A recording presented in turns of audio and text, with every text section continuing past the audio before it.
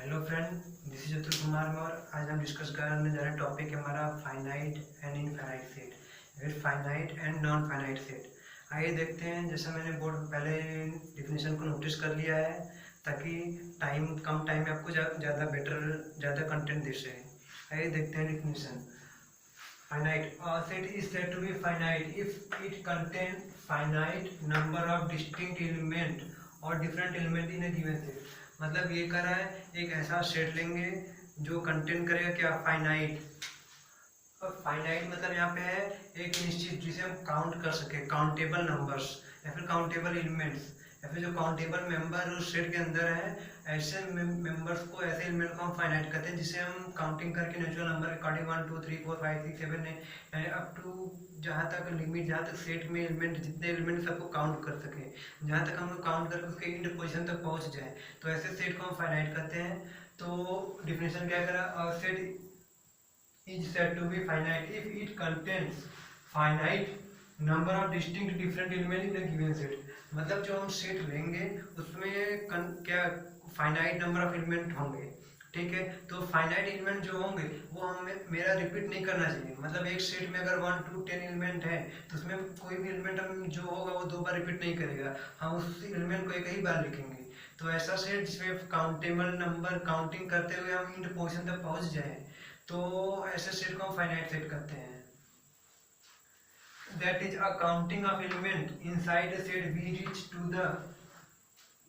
The end position of set. मतलब कि एक सेट है उसमें ढेर सारे एलिमेंट एम्बेडेड है, फिर फिलअप है या फिर पुट करके रखे हुए हैं, ठीक है।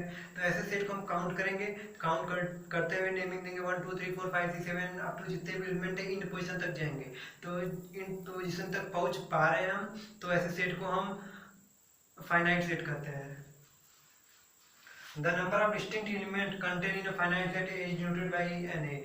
मतलब कि सेट ए में जितने भी एलिमेंट हैं तो हम उसको डिनोट कैसे बताएंगे कि उस सेट में कितने एलिमेंट हैं। तो काउंट करेंगे, काउंट करने में जितने भी एलिमेंट आते हैं तो उसको हम कितने बताएं, जैसे कि set of even number 2 to 20, ठीक है। 2 4 6 8 10 12 14 16 18 20, ठीक है। तो हम इनको बताएंगे कितने एलिमेंट हैं। तो कोई कहेगा 20 थे, सरासर पूरी तरह से गलत है। तो हम जब काउंट करेंगे तो 2 4 6 जब काउंट करेंगे उसको 1 2 3 4 करके तो हमें 10 एलिमेंट तक पहुंचेंगे। तो वही 10 एलिमेंट जो मिलेंगे सेट ऑफ इवन नंबर, उन्हीं को हम लिखने के लिए एक वर्ड यूज करते हैं N A, number of element in set A, number of element in set A. इसका मतलब यही हुआ कि सेट ए में कितने एलिमेंट है उसको डिनोट करेंगे एन ए से। तो बात समझ में आ गई। अब बात आती है जैसे एग्जांपल सेट ए 2 4 6 8 10 12 16, ठीक है। वो 16 18 20, तो इसमें कितने एलिमेंट है तो काउंट करेंगे 10 एलिमेंट आएंगे। तो वही 10 एलिमेंट को लिखने के लिए हम एन ए इक्वल टू 10 इस तरह से लिखते हैं। अब बात आती है इनफाइनाइट सेट। इनफाइनाइट सेट क्या होता है? A set is said to be infinite if contain infinite number of many elements। मतलब कि एक ऐसा सेट जिसमें अनंत संख्या, जिसमें अनकाउंटेबल एलिमेंट हो, अनकाउंटेबल मेंबर्स हो, जिसे हम काउंट ना कर सके। ऐसे ढेर सारे मैनी एलिमेंट का कलेक्शन ले लें तो हम ऐसे सेट को हम इनफाइनाइट सेट कहते हैं। जो ऐसा सेट जो हमारे काउंटेबल ना हो, जैसे सेट ऑफ नेचुरल नंबर ले लिए। नेचुरल नंबर क्या होता है? 1 2 3 4 5 6 7 8 9 10 11 12 14 15 16 17 18 करते हुए आप टू इनफाइनाइट तक जाएगा।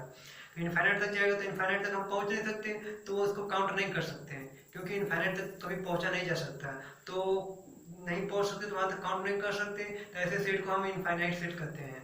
जैसे एग्जांपल में लिखा हुआ है a इक्वल टू 1 2 3 4 5 6 7 8 9 10 11 12 13, तो ये a equal to number of element set है, कितने इनफाइनाइट एलिमेंट है, तो सिंबल से डिनोट करते हैं, इनफाइनाइट का ये सिंबल है, ठीक है। Finite number of element, finite set क्या होता है? उसमें finite number of element present होंगे। वो एलिमेंट क्या होना चाहिए? डिस्टिंक्ट होना चाहिए। ये नहीं हमारा सेट में 2 2 2 2 2 अप टू 10 एलिमेंट है तब उसको n इक्वल टू 10 नहीं लिखेंगे, n इक्वल टू 1 ही लिखेंगे। फिर से बात देख लीजिए, फाइनाइट सेट के लिए नंबर ऑफ एलिमेंट डिस्टिंक्ट भी होना चाहिए। यही नहीं कि हम 2 के अप टू काउंट करके 2 2 2 2 अप टू 100 एलिमेंट कलेक्ट करके एक सेट बना लिया तो हमारा सेट नहीं कहलाएगा। उस सेट में 100 एलिमेंट नहीं होंगे, उस सेट में ओनली सिंगल एलिमेंट होगा, वो कहलाएगा 2। बात समझ में आ रही है? जितने भी मैच में सेम सेम एलिमेंट होंगे सब एलिमेंट को कलेक्ट करके एक सिंगल एलिमेंट पुट करेंगे।